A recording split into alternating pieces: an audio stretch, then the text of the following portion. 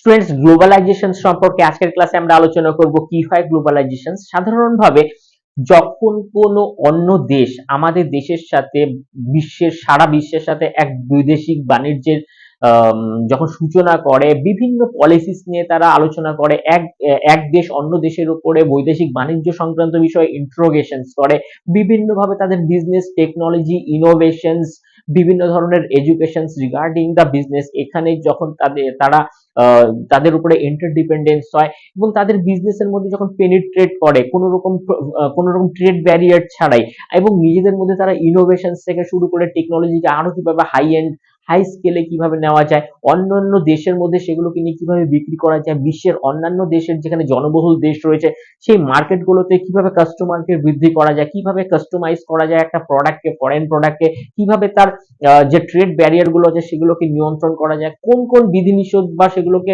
মাথায় রেখে আগিয়ে যেতে হয়, এই ধরনের যাবতীয় জিনিস যেগুলো বিদেশি কোম্পানির জিনিস সেটা আমাদের দেশীয় কোনো বাজারে সেটা বিক্রি হয়, বা আমাদের দেশের কোনো প্রোডাক্ট বিদেশের বাজারে বিক্রি হয়। তো এই যে যাবতীয় জিনিস, এই যে একটা রেস্ট্রিকশন ছাড়া যে বিজনেস হচ্ছে, এটাকেই গ্লোবালাইজেশন বলে।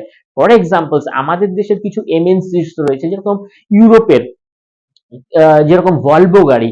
তো যেরকম ভলভো গাড়ি আমাদের কিছু এখানে সেটআপস হয় এবং আমাদের মার্কেটে বিক্রিও করা হয়। ঠিক একইভাবে এমএনসি তে যেরকম কোকা কোলা আছে, আমেরিকান কোম্পানি, সেটা আমাদের ভারতবর্ষে তৈরিও হচ্ছে, মার্কেটে বিক্রিও হচ্ছে।